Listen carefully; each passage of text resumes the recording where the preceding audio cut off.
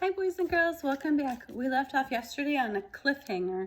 Roz got tossed from the boat, the rowboat that came apart in the ocean, and she's sinking down into the deep ocean, which is her biggest fear. So let's see what happens to her. This chapter is called The Sea Creature. Brightbill hovered on the wind and watched his poor mother sinking into the depths. He could still see her body sparkling brightly against the darkness, but she was fading fast. The goose closed his eyes, hoping this was all a bad dream. He heard the distant horns of ships by the seaport. He heard buoys clanging in the harbor. He heard ocean waves churning and frothing louder and louder. And louder and louder. The goose opened his eyes and saw the ocean bulging upward. A great sea creature was rising from the deep. It breached the surface and sent waves rolling away. The creature had a large mouth and long fins and a wide back that curved down into the water. There was a loud burst and mist shot up from a blowhole. As you might have guessed, reader, that creature was what do you think? A whale. Most of the whale emerged from the darkness until something sparkled in the sunlight. It was Roz. She was sprawled across the whale's back, wet, limp, and lifeless. This chapter is called The Whale. The whale swam along the surface of the ocean, keeping our robot safely above the water, gently moving her away from the rough waves. Brightbill couldn't believe what he was seeing. Once the shock wore off, he fluttered down to the whale's back and leaned over his mother. There was no life in her eyes or her body, so the goose did the only thing he could think of. Click! Roz's eyes began to glow. She uttered some human noises, and then in the language of the animals, the robot said, "Oh, Brightbill, am I happy to see you." The goose squawked with joy and hugged his mother's face, but she didn't move. She couldn't move. The robot had lost the use of her limbs. There were a few tense minutes and a few nervous glances, but as the sun beat down and the wind rushed over her, Roz felt her body drying out.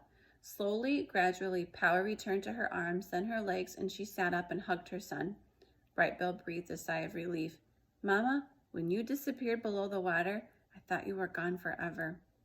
"So did I," said Roz. "As I sank deeper and deeper, the ocean squeezed my body tighter and tighter. I lost control of my arms and legs. Then the last thing I remember was a huge shape swimming toward me, and then I automatically shut down." "That huge shape was a whale," squawked the goose. "We're riding on her back right now." A low moan rumbled up through the whale's body. She splashed the water with her fins and took long, wheezing breaths and sprayed mist high in the air. Roz paid close attention to the whale's behavior and understood what she was saying.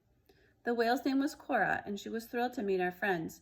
She explained that a flock of geese had flown over the bay and regaled the coastal birds with the amazing story of the wild robot and her son, the goose. There's a picture of them on the whale's back. The coastal birds shared the story with the fish and the dolphins and anyone who would listen. In time, the story spread to every creature in the bay. When Coral saw the robot rowing and the goose flying overhead, she knew it had to be Roz and Brightbill. So she swam behind them in case she could be helpful, and it was a good thing she did. As Coral ferried our friends across the bay, the waves grew smaller and the coastline grew larger. Houses poked out from trees. Sunbathers relaxed on the rocks.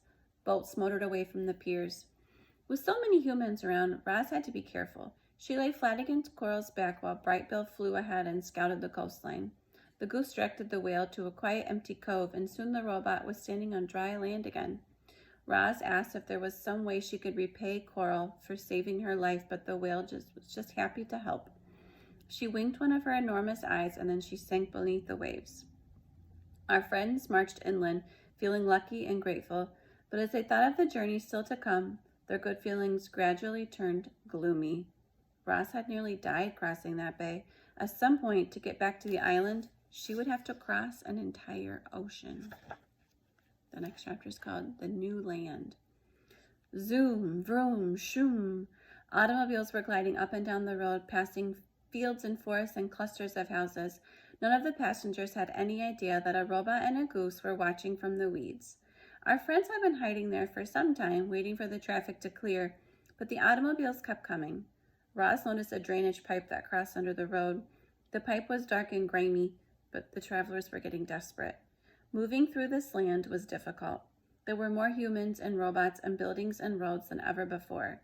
Roz and Brightbill traveled far out of their way in wide circles just to avoid small towns. As the days passed, the scenery looked more familiar to Brightville. He remembered flying over these lands on his first migration. He knew the towns would only get larger and closer together the farther they went. It would be much faster to sneak through the towns than to continue going around them. So as night fell, Roz put on fresh camouflage, and with her son watching from the sky, she crept into a town. We're going to stop there for today. So tomorrow you'll have to tune in and see the next chapter called The Town. It's got a picture of a cute dog already, so maybe we'll see what happens. All right, I'll see you later. Bye.